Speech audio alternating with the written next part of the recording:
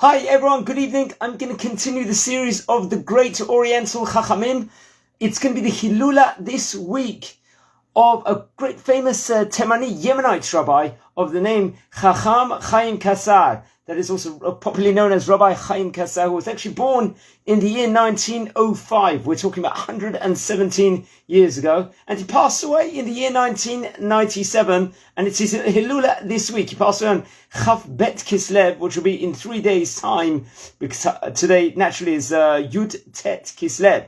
So he was a great, one of the greatest Temani rabbis, possibly arguably in the previous generations, and very, very esteemed scholar, was one of the masters of the Talmud, of the Gemara, respectively. He was a big giant. He had actually a nickname of being a great Gemara scholar over there, and very much when he moved, I'm going to relate later how he moves later on in the year 1949 to Israel. He's known as the Talmudist in Israel, in the place he goes to, and he actually identifies that the Gemara learning in Israel is not to the superior level that it was in the Teman territories in the previous generation. So he's naturally, as I said before, he was born in the year 1905, and he was allowed in a place in Teman called Tzna'a.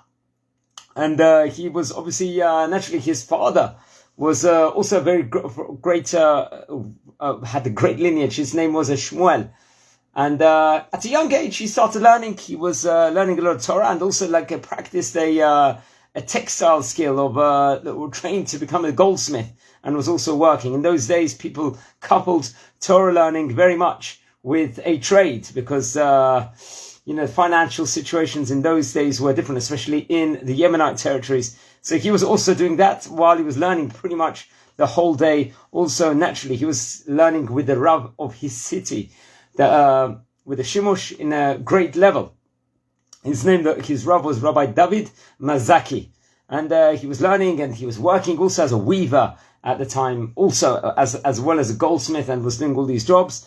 And learning the whole day. And in the year around 1929, his Rabbi David Mazaki passed away, and they went in and out of cities because he wanted to be nearby his rabbi learning Torah. So he returned to the city of Tzna'a with his whole family at that stage in time, and he started learning with another great Temani rabbi of the name Chacham Yechye Kabach, also, which was a very, very great place. And he was actually the Rosh Yeshiva of Yeshivat Beit Kasar, which was also a very, very popular place in the Temani territories, as I stated before. And then later on, he became the Rosh Yeshiva of a place called the Yeshivat Beit Al-Sheikh, which was also another great place where they were learning Gemara and all the different things related to the Torah at the highest esteemed level. And also another place he became, was esteemed to become a Rosh Yeshiva of, was the Beit Al-Sharabi, which was also, we know that there was Cham Mordechai Sharabi we talked about before, and the family name Sharabi was a very popular Yemenite family name. And there was other great rabbis he was learning with and teaching with, including Chacham Aaron Cohen and his son Rav Avram Cohen. These were the other great rabbis. And then later on, after spending many years inside the yeshiva, he had his unique teaching methods, and not everyone necessarily agreed with his teaching methods, albeit, but he was arguably one of the greatest teachers in Yemenite in the early 1900s at that stage in time. And then after the year of independence, after the Medinat Israel was formed in the year 1948 in the English calendar, he moved to Eretz Israel, to Israel, in 1949, straight away. And he lived in the Shchuna, the neighborhood of the name Ohel Moshe, which was close to Zichron Tubia, which was naturally inside Yerushalayim over there. And he actually became a formal part of the Bet Din of Jerusalem that stage in time, with many great Rabbonim. And many people considered him, when he came to Israel, as being one of the illuminaries, the great rabbis of the Yemenite country over the past years, and already had a great esteem of the highest level in Israel, respectively.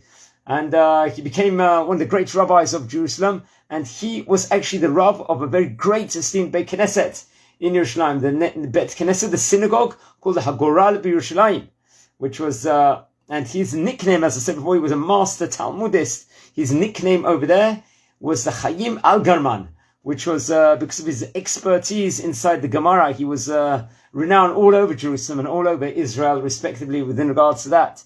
He was actually politically, he was actually very, very for davening, for celebrating Yom HaAtzmaut and the davening Hallel. He actually wrote down, and especially in the early years where the Medinat Yisrael was formed, there was a strong advocate.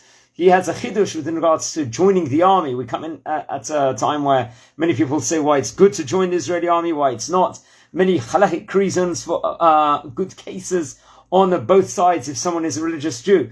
But he says that he advocates that people should join the army and says what a privilege it is. He has that form in mind and states that the presence of a Torah scholar inside the army protects Am Yisrael.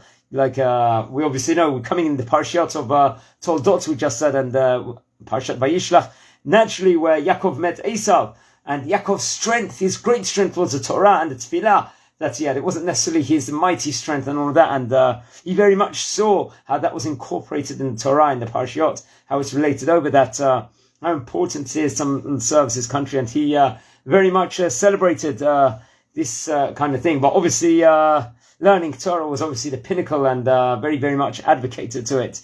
He passed away sadly in the year 1997, had all these prominent positions in Israel, very, very much respected. One of the great Temani rabbis that came to Israel, and very much had a very powerful influence. So he passed away. It's going to be his 25th year since he passed away. His Hilula. And he left us with many great books, treasures also.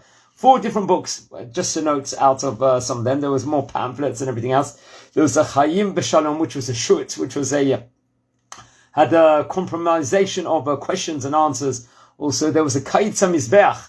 This was a book and authorship that was Al HaTorah, on the Torah itself, respectively. There was another book called the Shem Tov, which was, it was a Peirush, it was an explanation on the Mishnah Torah of the Rambam. Naturally, the Rambam, many of the Yemenites follow the Rambam, naturally. So he wrote a Peirush on it that is very much sold in all the bookshops, prominent bookshops in Israel. I'm sure you can find it in America or England or Canada, wherever people is. There was another popular book he wrote, which was a Derech HaChaim, which was a Likut of the inyan of the mitzvah of Talmud Torah and the Darkei Limud, the way one should learn, and the mitzvah of learning Torah also. And that was, I think, written in recent years, and he wrote many other different publications over the year. And there was also there was a great doctor of the name Dr. Moshe Gabra, who actually included him very much inside his encyclopedia of Teman, in dedicated various different pages. And it's his Hilula, as I said before, Chafbet Kislev, which will be in 3 days' time. So maybe we light candles in his memory. There's not much written in the English language, especially with a lot of rabbis I speak about, but there's lots in Hebrew about them, so it's worth Googling him online. Obviously, Chacham Rabbi Chaim Kasar is his name. That is obviously Chaim, and the Kasar is a Chav Samach Aleph Reish, naturally. So I will write that down in the description when you can actually see the end of the video. So he passed away, if he was born 1905 to 1997. Naturally, he passed away at the age of 92 years old, which was, Baruch Hashem, a lengthy life, and left us with many treasure chests. So may you read about him. And we're talking about here the Rosh Yeshivat of the Beit Al-Sharabi and the Beit Al-Sharabi of Teman, and the Peirush, who wrote the book of the Shem Tov. Guys, have an awesome day and a great evening, and be well. Thanks.